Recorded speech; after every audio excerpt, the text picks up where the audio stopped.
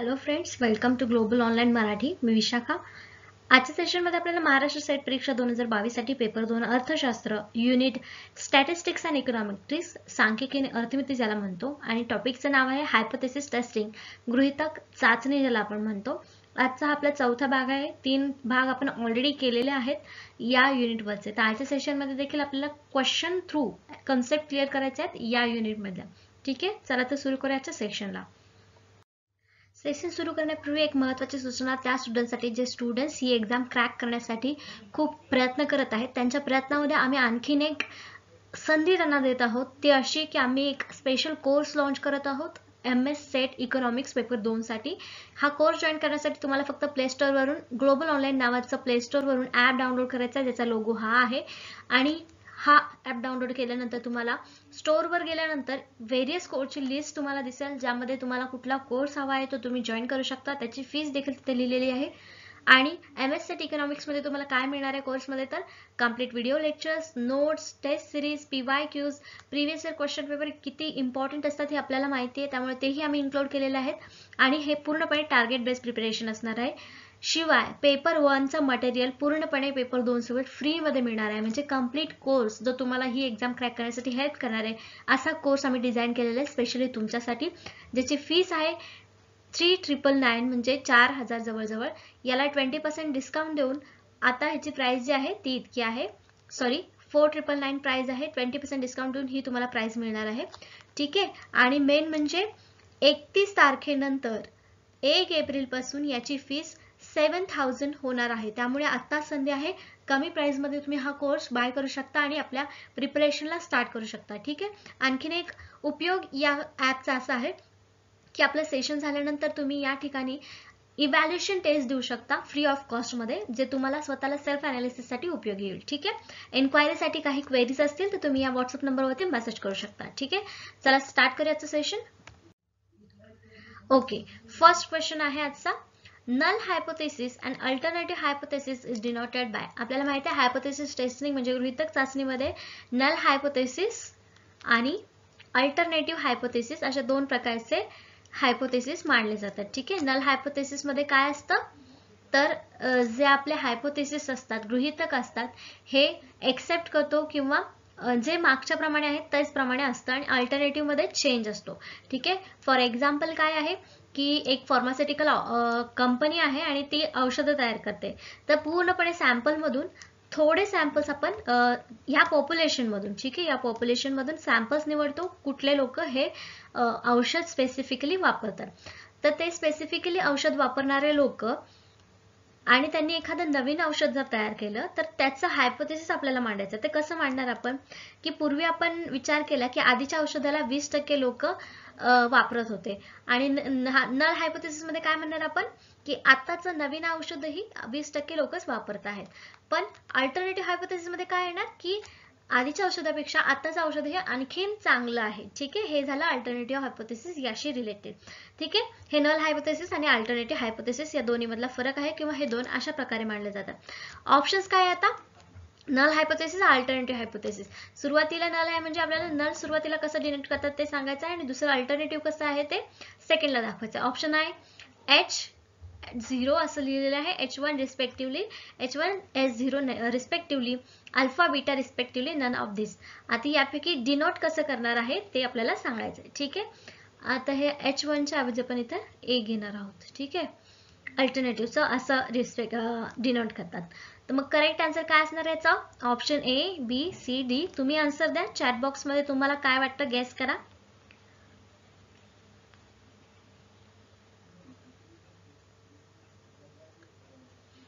ठीक आहे. याचं करेक्ट आन्सर आहे option A.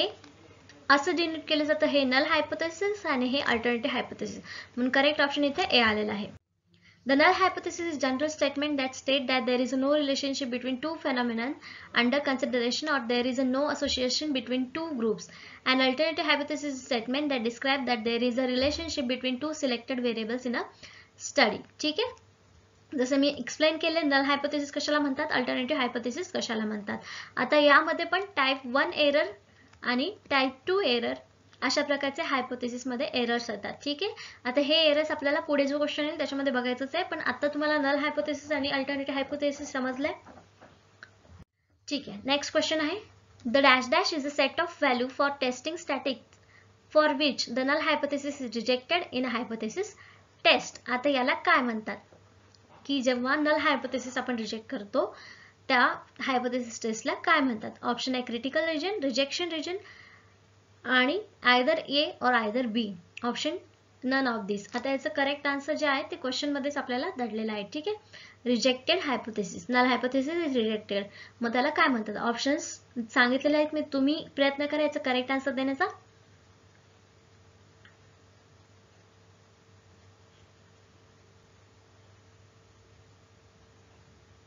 Option A B C D काय करेक्ट आन्सर असणार आहे.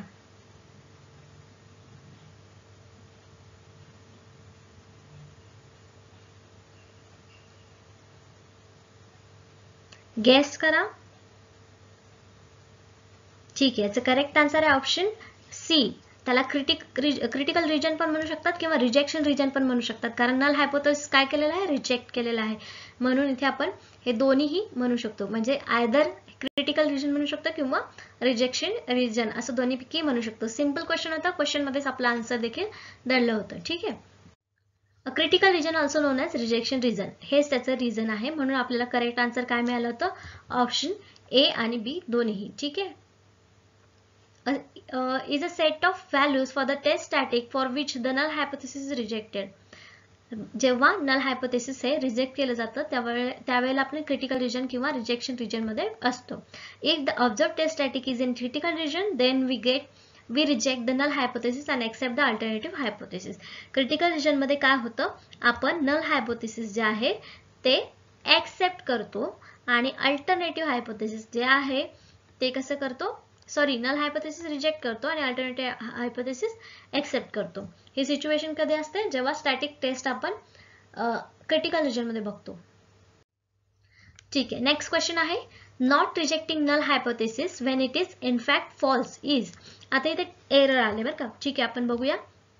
कंडिशन असतात हायपोथेसिस, नल हायपोथेसिस हे एक्सेप्ट केलं जातं कधी, जेव्हा ते ट्रू असतं, आणि नल हायपोथेसिस रिजेक्ट केलं जातं जेव्हा ते ट्रू असतं. ह्या दोन कंडिशन झाल्या.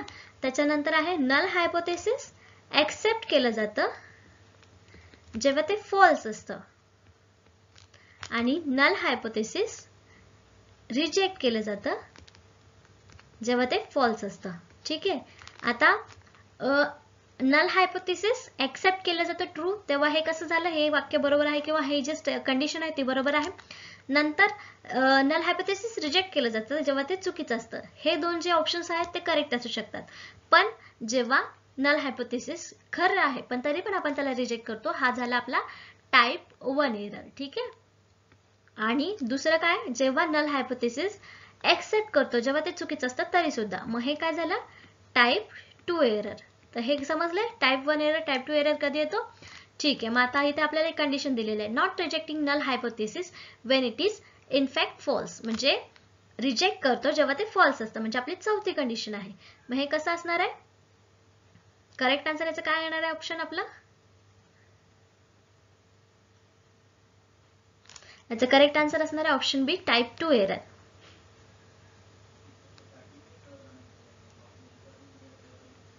या दोन्हीला आपण टाइप 2 एरर मध्ये इन्क्लूड करू शकतो. ठीक आहे, म्हणून याचं करेक्ट आन्सर ऑप्शन बी आलेलं आहे type 2 error.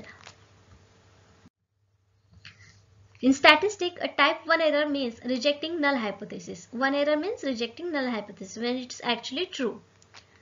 And while type 2 error means failing the null hypothesis when it's actually false. ठीक है, null hypothesis type 1 error and type 2 error समझला. Okay, next question है, which of the following is included under the characteristics of useful hypothesis?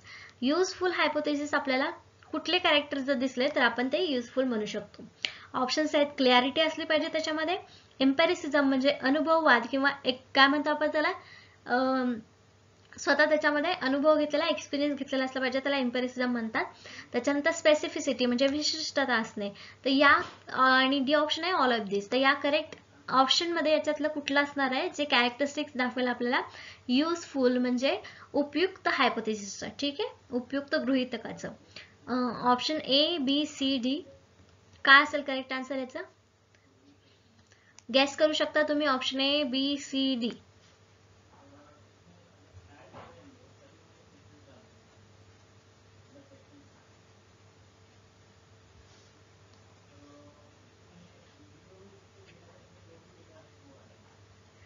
ठीक आहे, याचं correct answer जे आहे ते ऑप्शन डी. कुठल्याही हायपोथेसिसमध्ये आपल्याला क्लिअरिटी हवी असते. अनुभव असेल तर आणखीन चांगलं ते सगळ्या लोकांना किंवा सगळ्या ग्रुप्सला ते लागू होईल, आणि विशिष्टता असेल तर त्या हायपोथेसिस आणखी उपयुक्त ठरतं. म्हणून वरचे तिन्ही ऑप्शन्स जे आहेत ते बरोबर आहेत. All of these useful hypothesis, characteristics of useful hypothesis. ठीक आहे, okay. A good hypothesis must possess the following characteristics. काय काय असलं पाहिजे गुड हायपोथेसिस मध्ये? It is never formulated in form of question. ते कधीच क्वेश्चन फॉर्म मध्ये नसलं पाहिजे. हायपोथेसिस म्हणजे काय माहितीये का? जे आपण एखाद्या आपला प्रयोग करणार आहोत किंवा जो रिसर्च करणार आहोत त्या रिसर्च वरती एखादं स्टेटमेंट, अंदाजा स्टेटमेंट, त्याला आपण हायपोथेसिस म्हणतो. मग ते क्वेश्चन फॉर्म मध्ये असू शकतं का? नाही. ठीक आहे. It should be empirically tested म्हणजे ते अनुभवातून टेस्ट केलं गेलं पाहिजे. वेदर इट इज राईट और रॉंग म्हणजे चुकीचं असो किंवा बरोबर असो. It should be specific and precise. ठीक आहे, हे स्पेसिफिक विशिष्ट असलं पाहिजे, हे सुद्धा आपण बघितलं आहे. It should specify variables between which the relationship is to be establish. म्हणजेच काय, तर व्हेरिएबल्स मध्ये कुठले कुठले रिलेशनशिप आहे ते सुद्धा याच्यामध्ये क्लिअरिफाय, स्पेसिफाय झालं पाहिजे. हे कशाचे कॅरेक्टरिस्टिक्स आहेत, वैशिष्ट्य आहेत? तर गुड हायपोथेसिसचे, ज्याच्यावर आपल्याला क्वेश्चन विचारला होता की गुड हायपोथेसिसचे कुठले गुण आपल्याला असले पाहिजे. तर आपण करेक्ट आन्सर दिलं होतं option D, all of these. म्हणजे वरचे सगळे जे ऑप्शन्स होते ते आपण दिले होते. तर त्या व्यतिरिक्त याच्यामध्ये आणखी हे कॅरेक्टरिस्टिक्स असू शकतात गुड हायपोथेसिसचे. ओके, नेक्स्ट क्वेश्चन आहे probability of rejecting the null hypothesis when it is true is called. आता इथे काय सांगायचं बघा, नल हायपोथेसिस काय केलेलं आहे? रिजेक्ट केलेलं आहे जेव्हा ते कसं आहे? ट्रू आहे. कुठल्या प्रकारचा एरर असणार आहे इथे? ऑप्शन आहे type 2, type 1, standard error and none of this. Correct answer देण्याचा प्रयत्न करा. तुम्हाला समजलं असेल नल हायपोथेसिस काय, अल्टरनेटिव्ह हायपोथेसिस काय, आणि टाइप 1, टाइप 2 एरर कुठे येतात.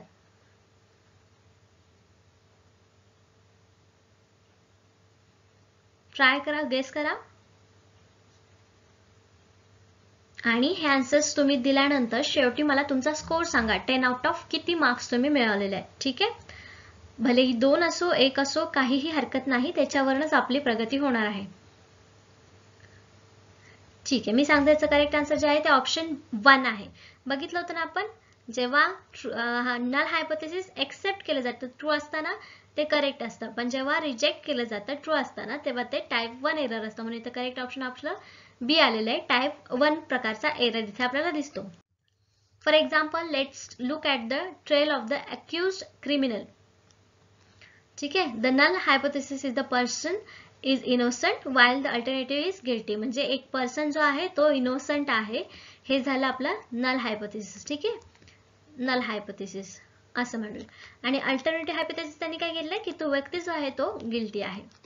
आता a type 1 error in this case would be mean that the person is not found innocent and he is sent to the jail.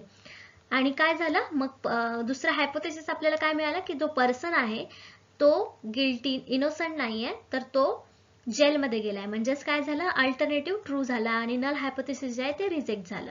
ठीक आहे, डिस्पाइट ऍक्च्युअली बिईंग इनोसंट, म्हणजे तो innocent नसून सुद्धा तो एक जेलमध्ये जाणारा व्यक्ती ठरला. म्हणून इथं नल हायपोथेसिस आपलं रिजेक्ट झाला. आणि मग तिथे कुठला एरर मिळाला आपल्याला? Type 1 error.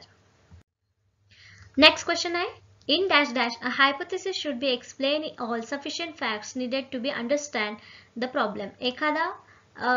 एका गृहीतकाने समस्या समजून घेण्यासाठी आवश्यक असलेल्या सर्व तथ्यांचे स्पष्टीकरण दिले पाहिजे. कशानुसार? Option A empirical reference, logical reference, both A and B, neither A or neither B. काय करेक्ट आन्सर असेल याचं? Option A B C D. Correct answer काय असलं पाहिजे तुम्ही सांगा मला चॅट बॉक्स मध्ये, काय करेक्ट आन्सर असलं पाहिजे याचं?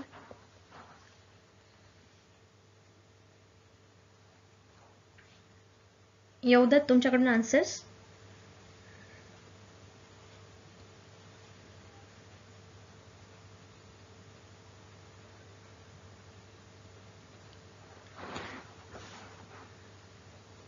ठीक आहे, याचं करेक्ट आन्सर जे आहे ते ऑप्शन ए, इम्पेरिकल रेफरन्स, म्हणजे अनुभवजन्य संदर्भ याच्यामध्ये असला पाहिजे, तेव्हा आपल्याला कुठलेही फॅक्ट समजून घेण्यासाठी प्रॉब्लेम येत नाही. ठीक आहे, म्हणजे चांगल्या प्रकारे आपण ते एक्सप्लेन करू शकतो. म्हणजेच कुठलाही एक्सपिरियन्स जर आपल्याकडे असेल तर ते हायपोथेसिस गृहीतक आपण चांगल्या प्रकारे सांगू शकतो. ठीक आहे, एम्पेरिकल आर्टिकल, ओरिजिनल रिसर्च हा कशावरती असतो, एक्सपिरियन्सवर बेस असतो, म्हणजे स्वतः अनुभव घेतो आपण, ऑब्झर्वेशन करतो रॅदर दॅन सिस्टमॅटिक लॉजिक, म्हणजे कुठलेही सिस्टमॅटिक लॉजिक लावण्याच्या ऐवजी एक्सपिरियन्स घेऊन ऑब्झर्वेशन करून जेव्हा जे आपण काढतो तेव्हा ते चांगल्या प्रकारचं झालेलं असतं. काय, एम्पेरिकल ऑब्झर्वेशन झालेलं असतं. त्याच्यानंतर scientific experiment, survey and research studies याच्यामध्ये या प्रकारचं आपण ऑब्झर्वेशन किंवा एक्सपिरियन्सेस मांडत असतो. ठीक आहे. नेक्स्ट क्वेश्चन आहे, if a sample result fails to support the null hypothesis, sample result fails to support the null hypothesis, we must conclude that something else is true, which term as. आता ह्याला काय म्हणतात की sample result जर आहे त्याच्यातून शून्य गृहीतकाचा समर्थ करण्यासाठी अयशस्वी झाला, म्हणजे काय झालं, नल हायपोथेसिस रिजेक्ट केलाय. ठीक आहे, आणि शेवटी that is true which term as, आणि काहीतरी बरोबर आहे हे करण्यासाठी ते चुकीचं ठरलेलं आहे. ठीक आहे, तर अशा प्रकारात कुठला एरर तिथे आपल्याला दिसून येईल. क्वेश्चन नीट वाचा, समजून येईल तुम्हाला कुठला आन्सर याला द्यायचा आहे. Option A type 1 error, option B type 2 error, C alternative hypothesis, none of this. काय असेल याचा करेक्ट आन्सर, ट्राय करा, गेस करा.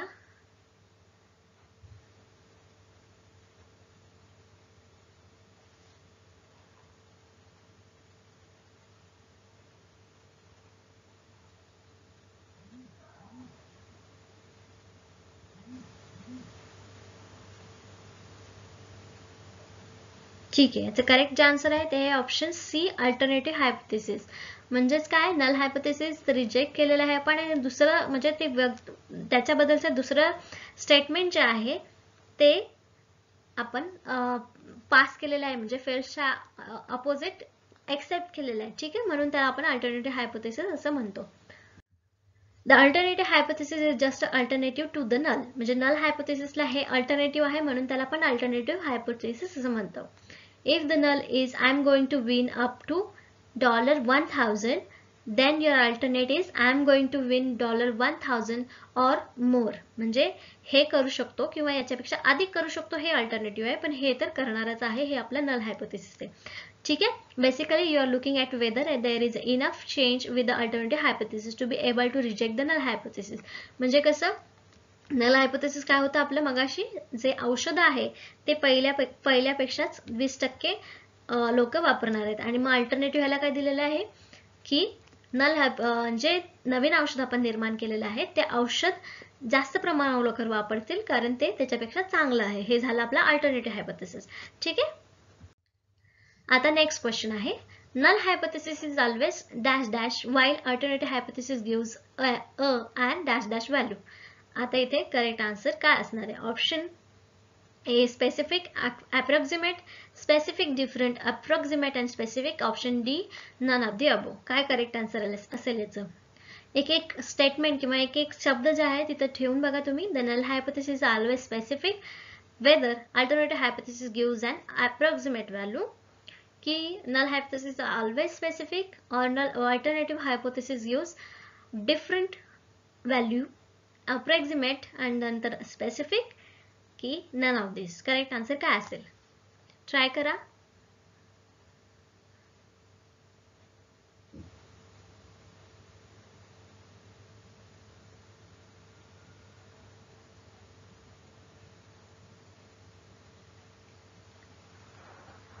ठीक आहे, सांगू शकता कोणी आन्सर. ठीक आहे, याचं करेक्ट आन्सर जे आहे ते आहे ऑप्शन ए स्पेसिफिक आणि approximate. Null hypothesis always specific. बघितलं ना आपण 20% म्हणजे 20%च लोक तिथं ते वापरत आहे औषध, आणि गिव्स हायपोथेसिस म्हणजे अंदाजे, आपण सांगू शकत नाही किती टक्के लोक ते औषध वापरत असतील, पण सांगू शकतो की त्याच्यापेक्षा जास्त वापरू शकतील, म्हणजेच काय अंदाज आहे तिथे.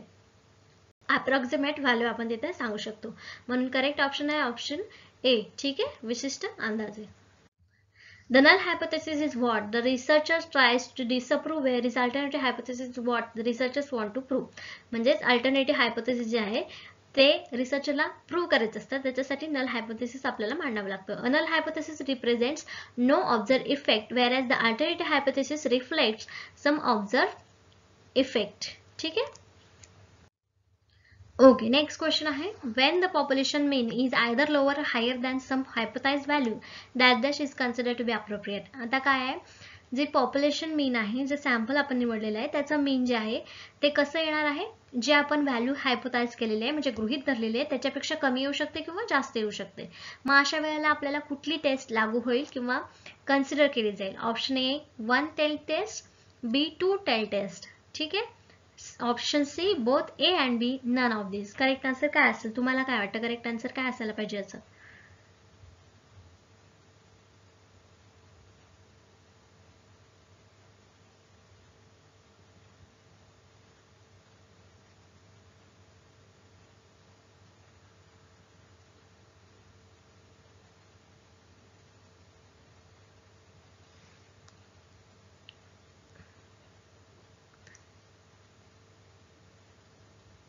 ओके, याचं करेक्ट आन्सर जे आहे ते आहे ऑप्शन ए 1 टेल टेस्ट. याला आपण काय म्हणणार आहे, 1 टेल टेस्ट. ठीक आहे, एक्सप्लेन करूया पुढे. 1 टेल टेस्ट काय म्हणतो रिझल्ट त्याचा, from an alternative hypothesis we specifies a direction. 1 tail मध्ये आपल्याला डायरेक्शन दिलेली आहे की हायर किंवा लोअर असेल. when the alternative hypothesis state that the parameter is in fact either high, bigger or smaller the value specific in the null hypothesis. null hypothesis मध्ये त्याची value जी आहे जास्त असेल किंवा स्मॉलर असेल, त्यावेळेस आपण काय म्हणतो की 1 टेल टेस्ट आहे. ठीक आहे. 2 टेल टेस्ट कधी म्हणतो आपण, 2 tail hypothesis test is designed to show whether the sample mean is significantly greater than the significantly less than the mean of the population. मग इथं व्हॅल्यू आपण बघितली की पॉप्युलेशन जास्त आहे की नाही हे इथं आपल्या पॅरामीटर्स वरून दाखवायचं आहे 2 टेल मध्ये. 2 tail test gets its name from testing area under the both tails, the normal distribution. ठीक आहे. इथे both tails म्हणजे दोन्ही प्रकारचा ह्याच्यामधलं सुद्धा कॅरेक्टरिस्टिक ह्याच्यामध्ये येईल आणि मग ती 2 टेल्स टेस्ट होईल. पण आपल्याला फक्त विचारलं होतं की स्मॉलर किंवा बिगर येऊ शकते. ठीक आहे. नेक्स्ट क्वेश्चन आहे, accepting the null hypothesis when it is incorrect, this is known as. आता ह्याला काय म्हणतात, जेव्हा आपण नल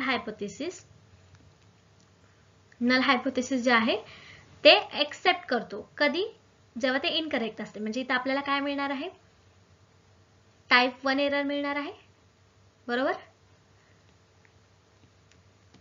मग दिस इज नोन ॲज, याला काय म्हणतात, option A error of data, error of statistics, error of tools, this none of this. Correct answer काय असेल याचं?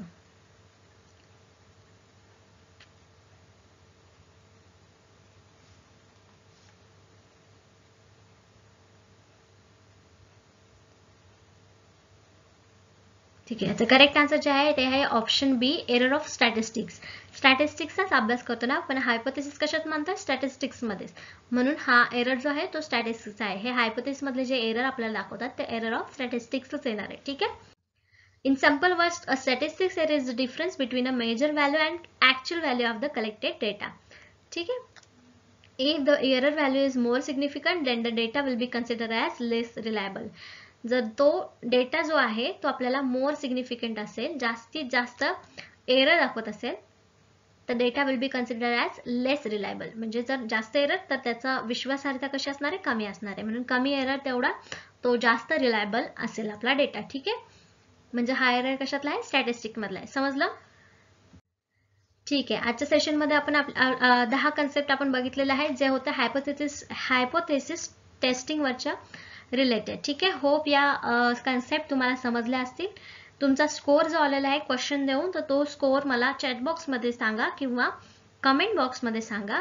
आणि मग नेक्स्ट सेशन मध्ये आपल्याला काय घ्यायचं आहे, तर टाइम सिरीज अनालिसिस आणि रिग्रेशन वगैरे जे काही आपले उरलेले टॉपिक्स आहेत या युनिट मधले त्याच्यावरचे एमसीक्यूज बघायचे आहेत. ठीक आहे. ओके. स्कोर प्लीज आजच्या सेशनसाठी. थँक्यू.